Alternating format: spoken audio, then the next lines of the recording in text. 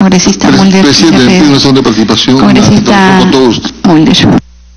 Presidenta, la única manera para asegurar que los futuros senadores o diputados tengan una representación proporcional en lo que se refiere al género sería que fueran con listas cerradas, sin voto preferencial. Y que hubiera la paridad, es decir, de género, y entonces en la proporción de los que salen elegidos saldrían en un número similar, más o menos similar, porque se puede caer en impar, de hombres y mujeres. Pero esa lista cerrada tiene el gran riesgo de que los que van en la parte final de la lista saben que están yendo de relleno. Entonces, por eso es que nosotros tenemos que trabajar fórmulas más ingeniosas para poder resolver ese tema. Gracias.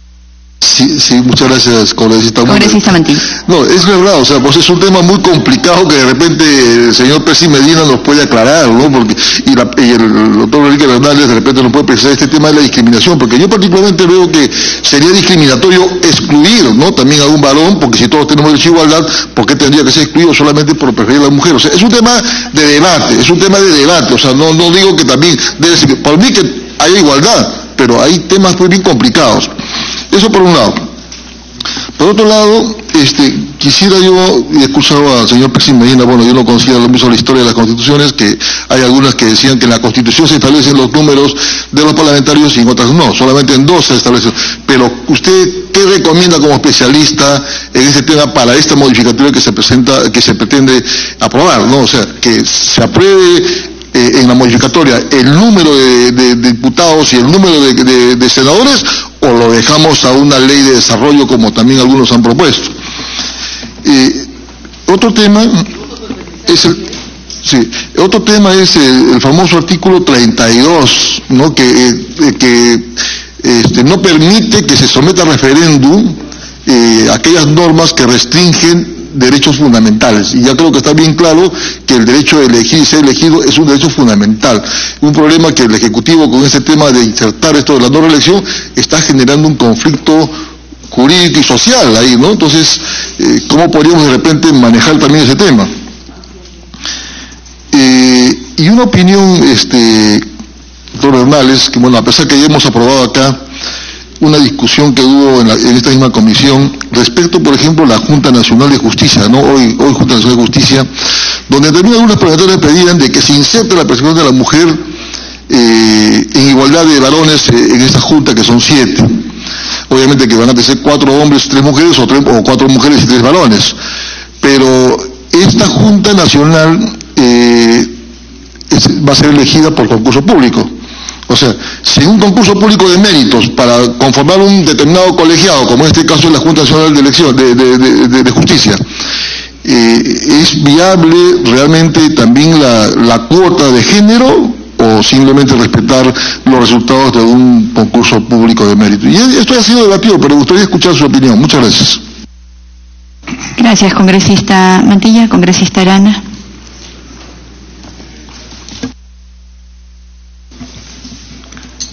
Gracias, presidente. Saludar al doctor Bernales.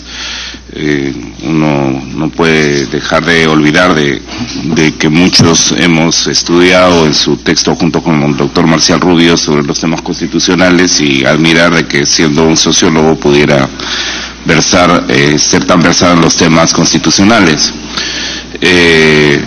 Un tema sobre el que además que es testimonial para un tema sobre el que acabamos más bien de cerrar y limitar en la reforma del CNM exclusivamente a abogados, ¿no? Cuando en realidad desde el Frente Amplio planteábamos que los temas de justicia son temas que competen a toda la sociedad, y que, si bien es cierto, requieren conocimiento jurídico de quienes pudieran conformar el CNM, profesionales como usted nos recuerdan en el país que el tema de la justicia no es un tema exclusivo de abogados. Lamentablemente aquí la mayoría decidió limitar el tema a abogados, ¿no? Y saludar la presencia del doctor Percy Medina, con quien además hemos compartido aulas en la Universidad Católica. Quisiera ir al tema quisiera ir al tema de fondo que se nos está convocando, ¿no? Yo quisiera recuperar una frase que no podía ser de otra manera expresada con esa fortaleza por el carácter democrático de su formación y de su ética política por el doctor Bernales, cuando dice que ningún pueblo debe o puede quedarse sin representación. ¿Cómo recoger una frase como esa en el tema que nos ocupa hoy sobre el tema de la bicameralidad, ¿no? Para resolver un tema así es que el Senado norteamericano ha resuelto, por ejemplo, siendo un Estado federado, que no es el caso peruano, colocar 2 senadores por cada Estado, doctor Bernales, independientemente de su tamaño, ¿no? Independiente del tamaño de su población electoral. En el caso peruano no somos un Estado federado, pero está claro que hay un desequilibrio muy grande que tiene que ver además con el centralismo, que se repercute además en los bolsones electorales, que hace, por ejemplo, que el bolsón electoral de Lima y 4 regiones más puedan terminar distorsionando el conjunto de la representación por circunscripciones que más bien son delimitadas por carácter administrativo y político.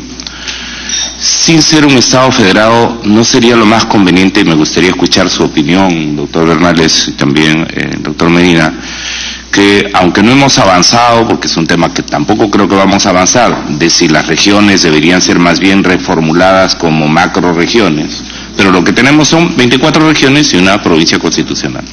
Entonces, ¿no sería lo mejor pensar que cada región, tal cual la tenemos, porque no creo que va a ocurrir una reforma que nos lleve a macroregionalizar el país, no debieran tener 2 representantes, independientemente de que Lima tenga varios millones de habitantes más que Tumbes y que Tacna? Y no deberíamos estar hablando entonces más bien de definir un número fijo sobre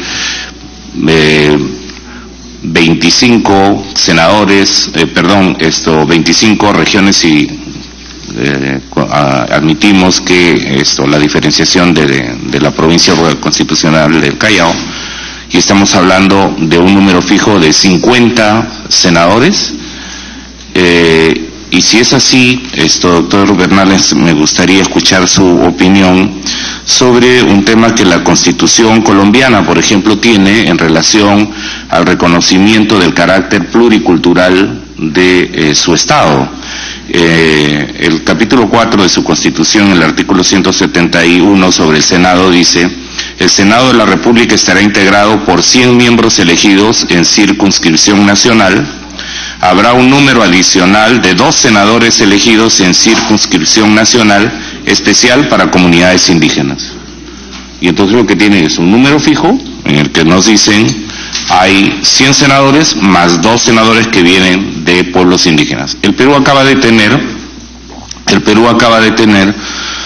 el primer censo de su historia de autoidentificación, ¿no?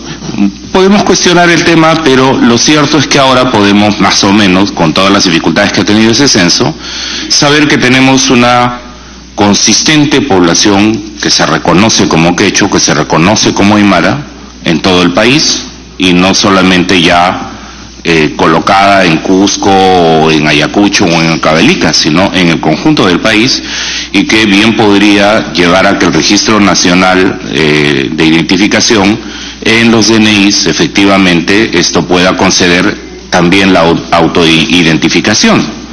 Y por tanto, si tenemos, digamos, una población importantísima, ya censada incluso en términos de que se reconoce en términos de ser población quechua, de ser población aymara o de pertenecer a pueblos amazónicos, entonces si no sería mucho más democrático para que ningún pueblo quede sin representación pensar en un número fijo de senadores en relación a la delimitación administrativa, política que tiene el país sobre 24 regiones, una provincia constitucional, y avanzar en el reconocimiento de la participación de 2 representantes o 4 representantes, si uno quisiera, de los pueblos quechua, aymara y amazónico, ¿no? Y si ese número debería ser definido, y más bien el número de diputados mantenerse abierto, ¿no? Una preocupación, doctor Bernales, y tiene que también que ver con una preocupación que quisiera escuchar la opinión del doctor Medina. En el Frente Amplio nos preocupa que en algunos discursos que hemos escuchado la bicameralidad aparezca como una suerte de elitización de la representación y por tanto de más bien de limitación o de encubrimiento de una forma de entender la representación que tiene que ver con un tema más hondo en un país que todavía discrimina entre ciudadanos de primera y de segunda, ¿no? Y entonces, más bien esta noción y este tufillo de algunas declaraciones o de la discusión que hay, en el cual la Cámara de Senadores es una especie de notables, ¿no? Como si los diputados no fueran notables, ¿no? O de revisores y que por sí mismos garantizan una mejor calidad de leyes. De hecho, la propuesta del Ejecutivo, ¿no? Plantea en su artículo 118, el inciso 19, que es para promulgar leyes de mayor calidad, ¿no? Y entonces se está asumiendo que la calidad de los representantes del Senado, profesional, porque no sería genética ni étnica, ¿no? Sino más bien, entiendo, profesional. No hay detrás de eso una idea conservadora de la academia, en la cual la Cámara de Senadores pasa a ser una especie de grupo de notables, de patricios, ¿no? Que por no sé qué mecanismo, ¿no? Resultaría que sí están en la capacidad de legislar mejor que los que representan en la Cámara de Diputados. Entonces, la preocupación ahí es si no hay un tema de elitización de la representación, que más bien sería antidemocrática, ¿no? Y mencionó el doctor Bernales usted mencionó el tema de que los partidos tienen que elegir a sus representantes bajo un mecanismo de un militante, un voto, y eso, si bien es cierto, garantiza el mecanismo de democratización interna y de fortalecimiento de los partidos, y particularmente desde el Frente Amplio es algo que saludamos, ¿no? No nos conduce más bien al tema de que la calidad de la representación tiene que ver más bien con la calidad y la fortaleza y los mecanismos que tengan los partidos políticos. Y si es así, ¿cómo vincular y asegurar, doctor Bernales, que la mejor representación en una Cámara de Senado esté intrínsecamente vinculada al tema de la mejora de la institucionalidad política de los partidos? Mi preocupación es que hagamos lo uno y dejemos para después lo otro, y al final terminemos con un mecanismo mucho más eficiente del que tenemos, porque terminamos diciendo vamos a hacer este avance en función del desarrollo posterior que vamos a hacer, y luego no hacemos el desarrollo posterior y nos quedamos con esta suerte de engendro que pensamos resuelve el problema. Y por último, Presidenta, para preguntar al doctor Arana, la congresista Cuadros está pidiéndole una interrupción, no si sé lo permite, Presidenta. Congresista Cuadros.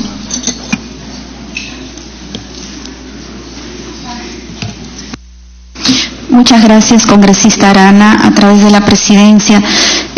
Respecto a lo que menciona y con justificada preocupación el congresista Marco Arana, hemos hecho un debate muy intenso por garantizar que la Junta Nacional de Justicia, que sea ex CNM, pueda garantizar, ¿no?, la capacidad de poder seleccionar a los jueces y fiscales de la manera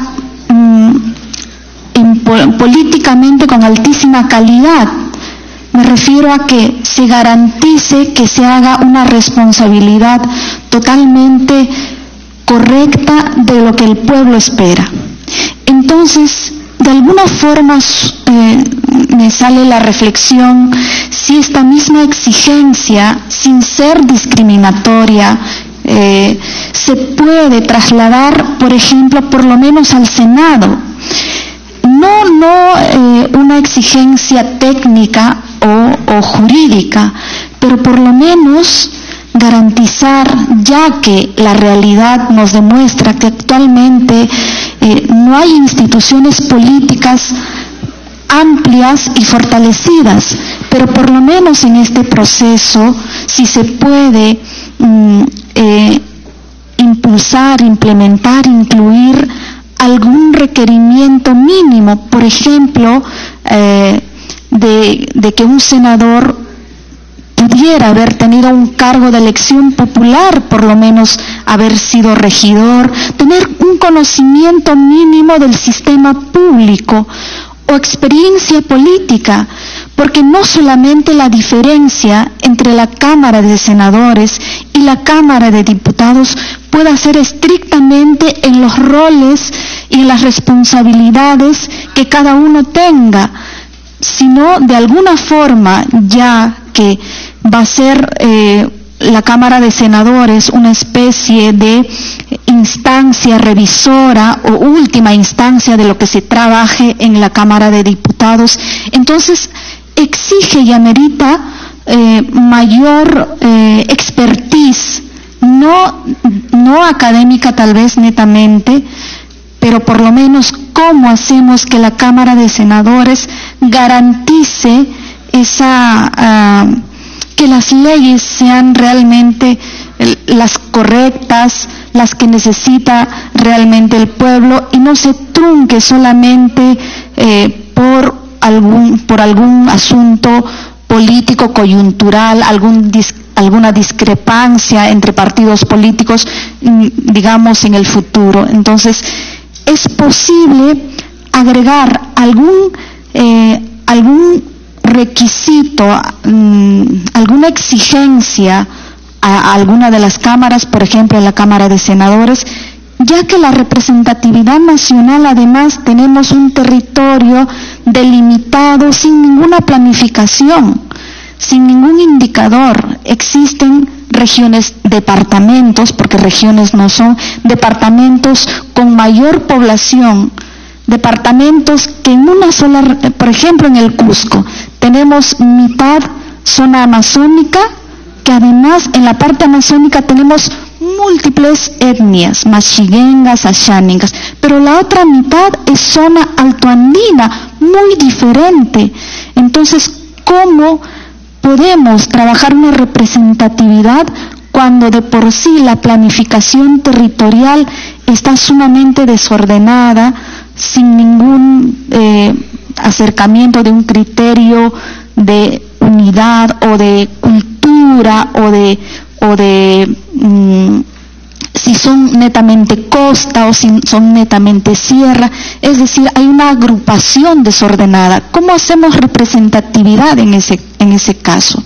Esas serían mis dos preguntas, estimado doctor Enrique y estimado doctor Percy Medina, yendo al punto de que, claro, en la elección popular no se exige ciertamente ningún requerimiento, pero ¿cómo le agregamos la exigencia de la calidad de la representatividad? Porque hemos visto ya que hay representantes de toda naturaleza y que en el Parlamento ya se ve luego de la elección los escándalos por muchas cosas que no realmente desacreditan pues esa elección. Muchas gracias. Muchas gracias, congresista Cuadros. Congresista Gino Costa. Para terminar, presidente. Verdad, discúlpeme. Le ha pedido interrupción, creo, la congresista Marisa Glave. Sí, presidente. Congresista Glave. Gracias, presidenta. Gracias, congresista Arana. Entiendo que estoy en interrupción, así que trataré de hacerlo de manera breve para no perder precisamente el hilo del debate y tal vez las interrupciones debieran ser así, presidenta. Presidenta, bueno, primero saludar al doctor Enrique Bernales y a Percy Medina porque se den el tiempo de venir a acompañarnos en este debate. Desde el Nuevo Perú, presidente, quisiéramos de manera puntual seguir un punto que ha señalado el congresista Arana, y es cómo pensar la representación en la composición del Senado y la Cámara de Diputados. Sí creemos que es una posibilidad que se retire el detalle del número y del mecanismo de elección del texto constitucional y que pueda ser un elemento que entremos a discusión en una ley de desarrollo, que nos permita tener una reflexión un poco más pausada sobre cómo garantizamos mecanismos eficientes de representación. Sin embargo, sí nos parece importante preguntarles a ambos si es que a ustedes les parece que ese es el mecanismo que debería seguir este Parlamento o no. ¿Por qué? Por una cosa que ha dicho el doctor Bernales y que sí quisiéramos recabar, es decir, ¿el Parlamento tiene poder constituyente? Sí. ¿El Parlamento es quien tiene que tomar la decisión sobre la modificación constitucional? Sí. Pero el Nuevo Perú cree que este Parlamento, dada la coyuntura política que vivimos, sí debe ir a consulta ciudadana. Y que entonces el hecho de que nosotros tengamos el poder reconocido por la Constitución no niegue el hecho de que, dada la coyuntura que vivimos, debiera como gesto político, como decisión de este Parlamento, dejarnos de ambigüedades, como de alguna manera algunos voceros están señalando, y decir que nosotros sí creemos que esto debe ir a consulta ciudadana. ¿Por qué? Porque necesitamos, además de lo que la legalidad manda, y que por tanto somos el poder constituyente, tengamos nosotros la posibilidad de pedirle a la ciudadanía que tome la decisión de si este camino que estamos haciendo es el camino al que debemos ir o no. Entonces sí nos parece importante saber su opinión sobre ese mecanismo de legitimación de la decisión que se está tomando. Y el siguiente punto, presidente, es una cosa que usted ha señalado, que tiene que ver con la participación paritaria de hombres y mujeres dentro de las listas de candidatos y candidatas. Para el Nuevo Perú esto es fundamental y de hecho es esencial en la propuesta que ha planteado el Ejecutivo, porque la propuesta es para la creación de la bicameralidad y para el fortalecimiento de la participación de hombres y mujeres dentro del Parlamento.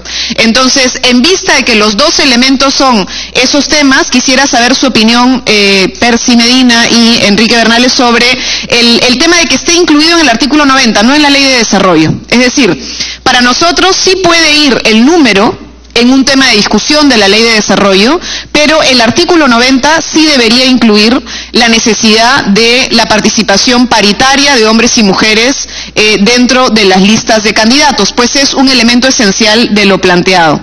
Un punto adicional, presidente, que usted ha planteado y que nosotros queremos alcanzarle por escrito para la síntesis y el intento que sabemos que usted y la congresista Bartra hacen en estos diálogos para ver qué elementos tenemos en común, es también que se señale la necesidad de discutir una representación de pueblos indígenas y pueblos originarios y afrodescendientes dentro de la lista de congresistas, de parlamentarios, ya sean diputados o senadores, y ver qué mecanismo de representación se puede tener.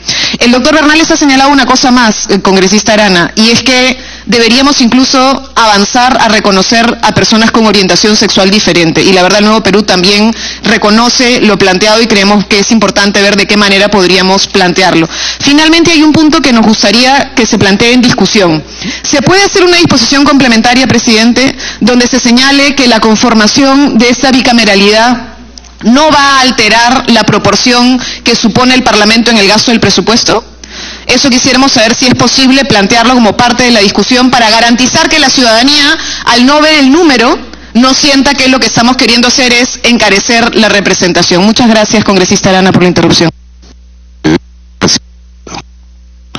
Bueno, la presidenta se ha sentado unos minutos, voy a pedir que las interrupciones sean interrupciones para respetar el orden de intervenciones.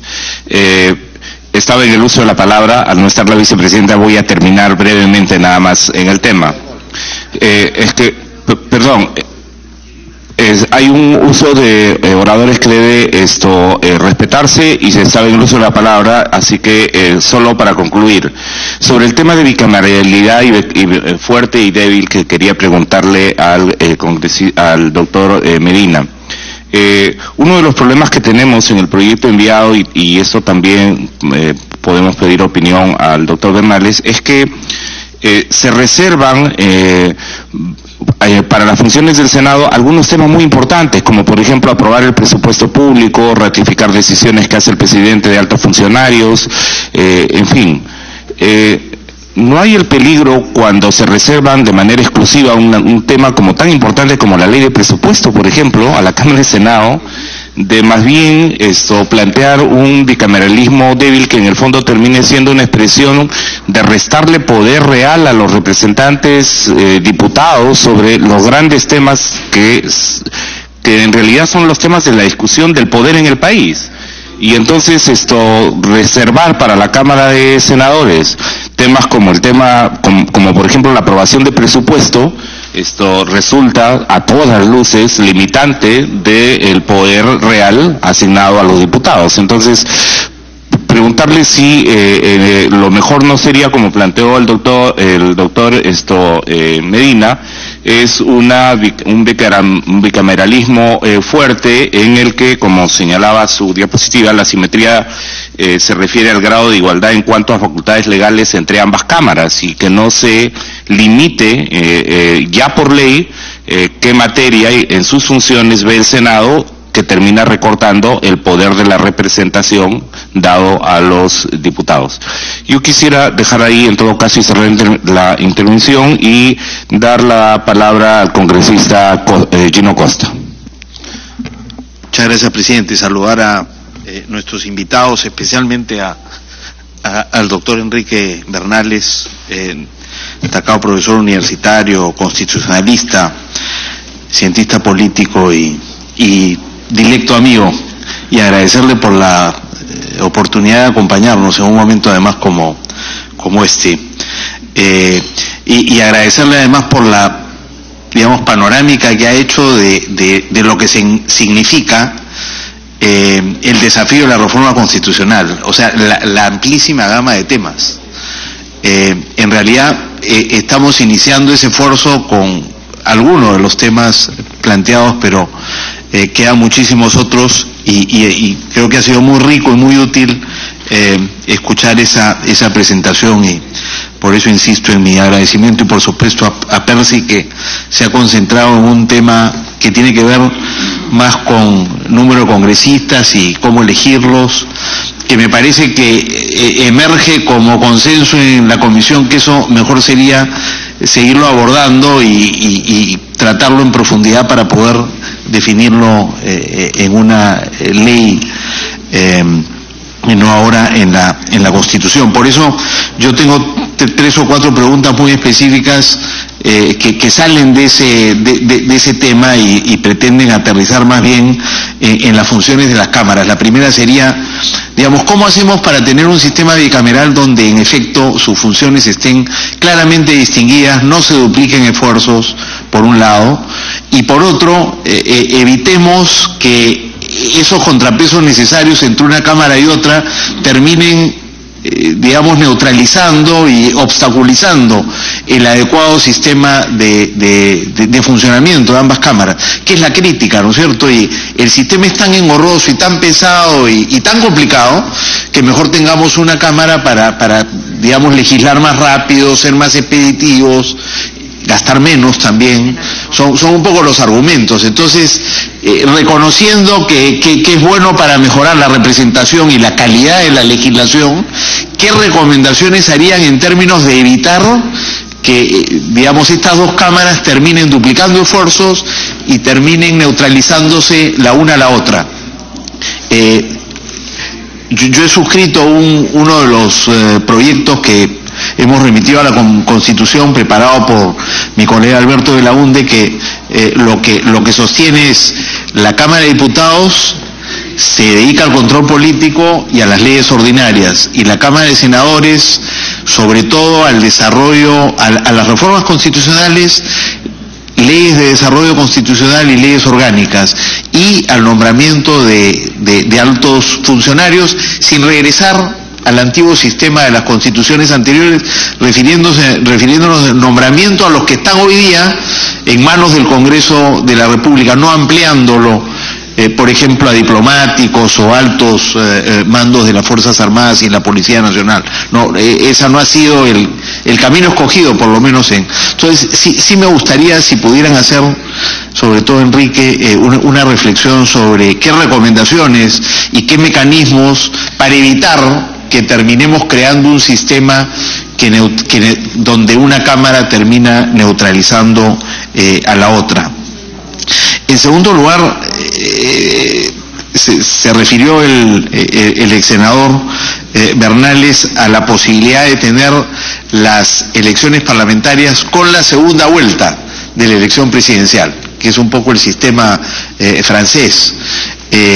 No sé si podría elaborar un poquito. Yo coincido que algún mecanismo de ese tipo sería necesario para evitar caer en una situación con un ejecutivo con una minoría demasiado pronunciada en el Congreso y un Congreso con una mayoría muy abultada que inevitablemente lleva a la confrontación entre ambos poderes. Lo tuvimos con Bustamante, lo tuvimos con el primer velaundismo, lo tuvimos en parte con los 2 primeros años del gobierno de Fujimori, que llevó a lo que sabemos, y estamos teniendo tremendas dificultades ahora como resultado de esa misma situación. Si esa es la salida, si hay otras salidas para evitar un entrampamiento de esta naturaleza. Tercero, si tienen algo que decir sobre requisitos para postular a una y otra Cámara. Nosotros estamos en realidad en el proyecto limitándonos a poner un mínimo de 25 años, hay quienes dicen que podría incluso reducirse a 21, y a partir de 35 para Senado. Algunos han hablado de que puede ser más de 35, de que se deberían establecer otros requisitos, y ahí solo para terminar, si tienen algunas ideas adicionales a las planteadas por Enrique, de regresar al voto facultativo, acabar con el voto preferencial, etcétera, primarias, para mejorar la representación parlamentaria, porque claro, el problema de la propuesta de bicameralidad es, si esto representa más congresistas, no lo queremos porque no tenemos ninguna garantía de que vamos a tener mejores congresistas. Entonces, ¿qué otras ideas tienen sobre cómo mejorar la calidad de la representación? Y la última, para Percy, que era una interrupción, que era cuando tú dices 46, hoy día tenemos el 46% de la representación que deberíamos tener. ¿En relación con qué? ¿En relación con la que teníamos en 92 o en relación con, digamos, algún estándar internacional? Me parece muy importante, por eso la interrupción que quise hacer. Muchas gracias, presidente. Gracias, congresista Costa. Congresista Gilbert Violeta tiene la palabra.